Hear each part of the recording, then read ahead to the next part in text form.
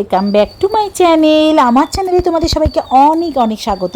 দেখো আজকে আমরা সকাল সকাল চলে এসেছি, ভোরবেলায় 4টের সময় উঠে আমরা চলে এসেছি টাইগার হিল। আজকে তোমাদের টাইগার হিলের সূর্যোদয়টা দেখাবো। খুব সুন্দরভাবে দেখেছিলাম। 4টে থেকে আমরা গাড়ি চলে এসেছিলো, আমরা বেরিয়ে চলে এসেছিলাম। তো আমরা ভেবেছিলাম অত সকালে এসেছি তাহলে একদম ওপর পর্যন্ত পৌঁছাবো, কিন্তু না, তার আগে দেখছি অনেক গাড়ির লাইন। প্রায় ধরো মনে হচ্ছে 3টে থেকে 2:30 থেকে এসে সবাই গাড়ির লাইন দিচ্ছিল। আমাদের গাড়ি অনেক পেছনে ছিল।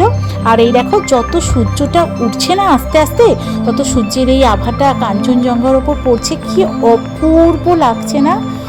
একদম সোনালি আভায় কাঞ্চনজঙ্ঘা যেন নতুন রঙের, সোনা রঙে রঙিয়ে উঠেছে।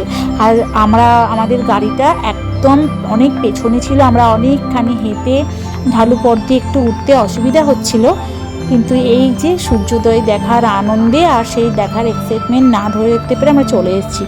এখানটাতে একটা ভালো জায়গায় দাঁড়িয়ে সূর্যোদয়টা খুব ভালো করে দেখেছিলাম, তোমাদের সঙ্গেও শেয়ার করছি, দেখো। আর এই কাঞ্চনজঙ্ঘা হচ্ছে world third highest mountain and the highest peak in India. তাই এই কাঞ্চনজঙ্ঘা নেপাল আর সিকিম বর্ডারে অবস্থিত। এই দার্জিলিং আসলে কাঞ্চনজঙ্ঘা দেখার জন্য প্রতিটা বাঙালির মন উতলা হয়ে থাকে। আর এই কাঞ্চনজঙ্ঘার এই সুন্দর সানরাইজটা তোমরা যদি দেখতে চাও, সাধারণত অক্টোবর নভেম্বর আর মার্চ এপ্রিল নাগাদ আসলে এই পরিষ্কার আকাশ পাওয়া যায়। আর এই যখন সূর্য ওঠে ঠিক যেন মনে হচ্ছে কমলা লেবুর মতন সমুদ্রের তল থেকে উঠছে সূর্যটা। সূর্যের সোনালি আভা যখন কাঞ্চনজঙ্ঘার ওপর পড়ে তখন তার সৌন্দর্য তো একটা অপূর্ব লেভেলে পৌঁছে যায়। যেন মনে হয় সাদা কাঞ্চনজঙ্ঘা বরফে ঢাকা যেন সোনায় মুড়ে গেছে।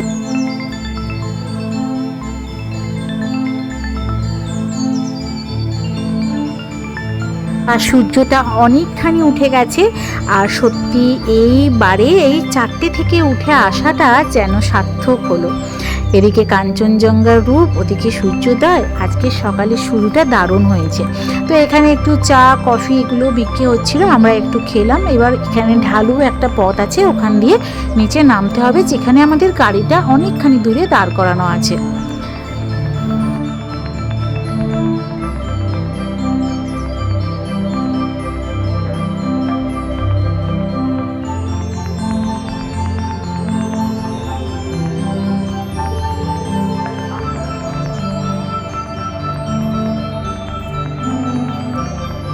আর ঠিক ওই যেখানে দাঁড়িয়ে দার্জিলিংয়ের কাঞ্চনজঙ্ঘাটা দেখি আমরা টাইগার হিলে, সেটা থেকে একটু ঢালু পথে যখন আমাদের গাড়ির দিকে যাচ্ছিলাম তখন এখানে একটা শিব মন্দির, মনসা মায়ের মন্দির আর হনুমানজির মন্দির, গণেশ মন্দির ছিল। তো দুর্গা মায়ের মন্দিরটা আমরা যাইনি, একটু ভেতরের দিকে ছিল, তাই এই কাছাকাছির মন্দিরগুলো একটু সকালবেলায় দর্শন করে নিলাম। খুব ভালো লাগছিল এখানে সকাল সকাল কাঞ্চনজঙ্ঘা দেখে আর মন্দিরের দর্শন করে মনটা একদম পবিত্রতায় ভরে গিয়েছিল। তো এবার আমাদের গাড়ির দিকে যেতে হবে, কিন্তু খানিকটা এগিয়ে যেতে হবে, কারণ অনেক গাড়ি এসেছিল আর সেই গাড়িটার জন্য আমাদের গাড়িটা অনেক পেছনে দাঁড়িয়েছিল। তো চলো দেখাচ্ছি, দেখো এই চারদিকে সব দাঁড়িয়ে আছে গাড়িগুলো, আর আমরাও হেঁটে হেঁটে যাচ্ছি আমাদের গাড়ির কাছে। তো আজকে যে কাঞ্চনজঙ্ঘা দেখতে পাবো সেটা আশা করিনি। সবাই তো সাধারণত আসে, অনেকে দেখতে পায় না, বাট আমরা দেখেছি আর এটা আমাদের খুব ভালো একটা অভিজ্ঞতা হলো।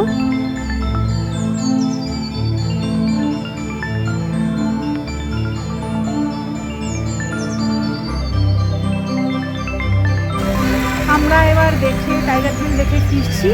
খুব সুন্দর সানরাইজ দেখলাম আমরা, আর খুব পরিষ্কার সূর্যোদয় দেখলাম আমরা এই টাইগার হিলে। অনেকে এসে দেখতে পায় না, বাট আমরা আজকে দেখতে পেয়েছি। খুব লাকি আমরা নিজেদের মনে করছি আজকে দিনটাতে। হ্যাঁ,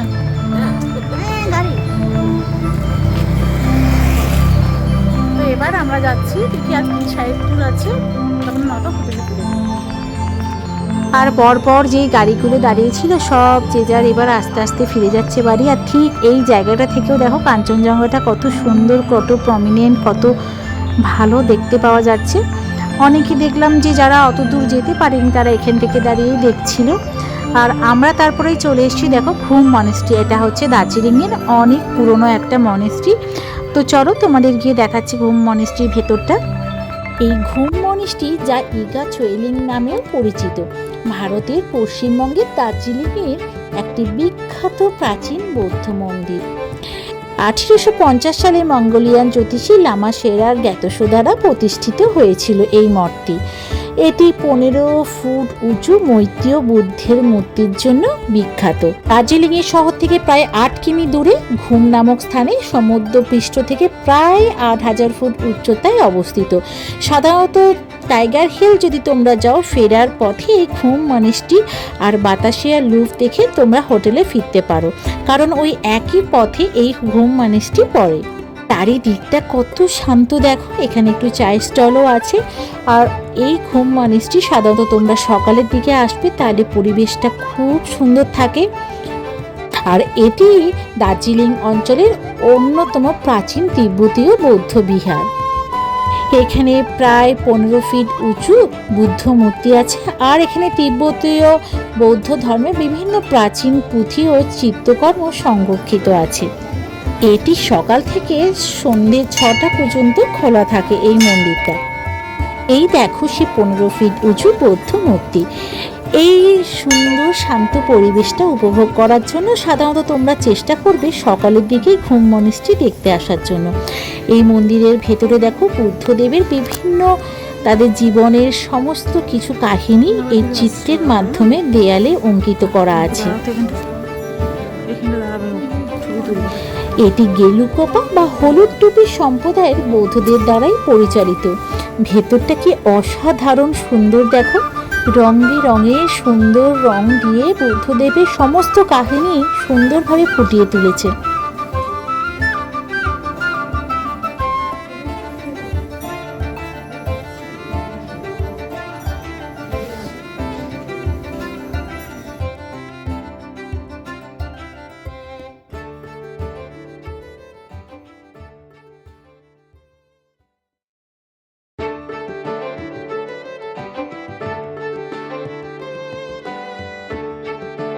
যদি তোমরা টাইগার হিল না যাও, তো দার্জিলিং থেকে শেয়ার জিপ, ট্যাক্সি বা তোমরা টয় ট্রেন করেও এখানে আসতে পারো।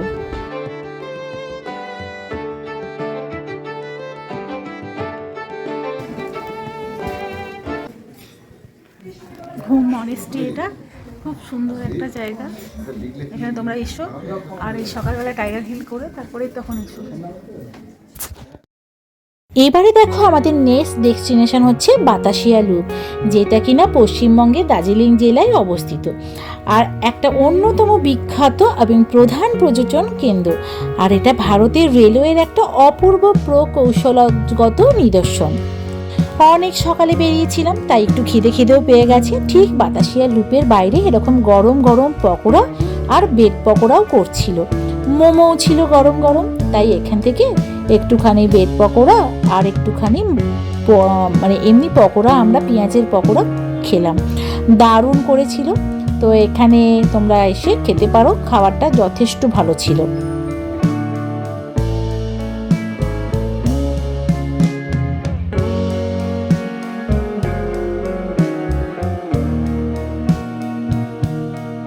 দার্জিলিং হিমালয়ান রেলওয়ে এই খাড়া পাহাড়ে ওঠার সুবিধার্থে 1919 সালে এই সর্পিলো রেল লাইনটা চালু করেছিল। এখানে ট্রেনটি প্রায় 1000 ফুট উচ্চতায় তীব্র ঢাল কাটাতে 360 ডিগ্রি বৃত্তাকার বাঁক বা লুপ তৈরি করে এখানে রেল লাইনটা তৈরি করা হয়েছে। এই বাতাসিয়া লুপে ঢোকার জন্য 50 টাকা করে টিকিটের প্রাইস পার হেড। আজকে দেখো বাতাসিয়া লুপে এত ক্লিয়ার স্কাই ছিল, এত রৌদ্রোজ্জ্বল চারিদিকের পরিবেশ ছিল, কাঞ্চনজঙ্ঘাটা কত সুন্দরভাবে দেখতে পাচ্ছি। সত্যি এইখানে চারদিক থেকে কাঞ্চনজঙ্ঘার সিনারিটা দারুণ লাগছে। আর এই বাগানটাও অসাধারণ সুন্দর সাজানো।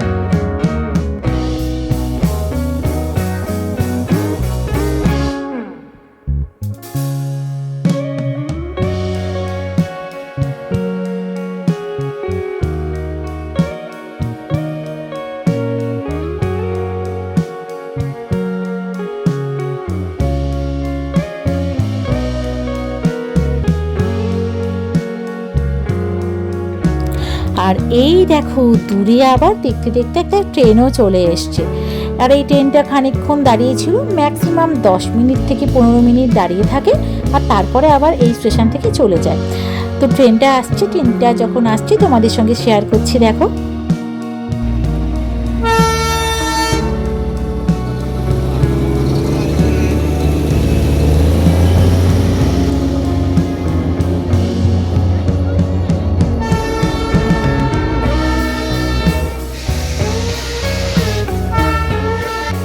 বাতাসিয়া লুপ থেকে তুষারবৃত্ত কাঞ্চনজঙ্ঘা পর্বতমালা এবং পুরো দার্জিলিং শহরের একটা অসাধারণ প্যানোরামিক দৃশ্য দেখা যায়।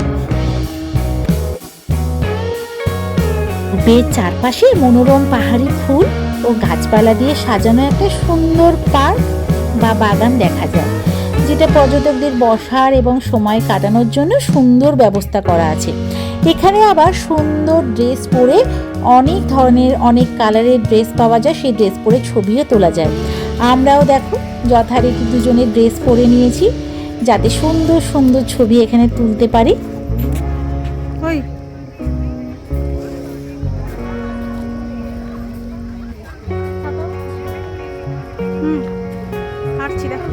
ভিডিও করছি দেখো।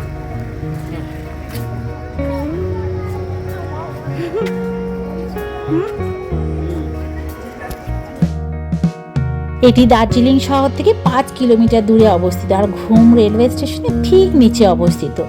দার্জিলিং থেকে টয় ট্রেনে ভ্রমণ করার সময় এখানে 10 থেকে 15 মিনিট থামে গাড়িটা, আর তারপরে যে কোনো লোকাল গাড়ি বা ট্যাক্সি রিজার্ভ করেও এখানে পৌঁছানো যায় যে কোনো হোটেল থেকে। আমরা দেখো এখানে সুন্দর সুন্দর একটু ফটো সেশন করে নিচ্ছিলাম দুজনে এই সুন্দর বাগানটা, আর পেছনে সুন্দর কাঞ্চনজঙ্ঘাকে সাক্ষী রেখে আমাদের এই সুন্দর মুহূর্তটাকে চিরকালের মতন যাতে সঞ্চয় করে রাখতে পারি, সেই জন্য ফটোর মাধ্যমে আমরা এই মুহূর্তটাকে সুন্দর করে তুলে রেখেছি। বাবা আর মা সাজেনি, আমি আর সুদীপই ড্রেস পরেছিলাম। দেখো কিছু কিছু মুহূর্ত তোমাদের সঙ্গে শেয়ার করছি।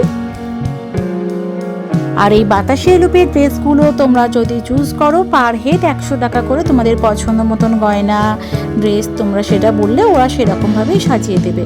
তারপর এখানে অনেক ক্যামেরাম্যানও আছে, তোমরা তাদের কাছেও তুলতে পারো, আর যারা নিজেরা ফটো নিয়ে গেছো তারা আমাদের মতন এরকম ফটো সেশনও করে নিতে পারো সুন্দর জায়গায়।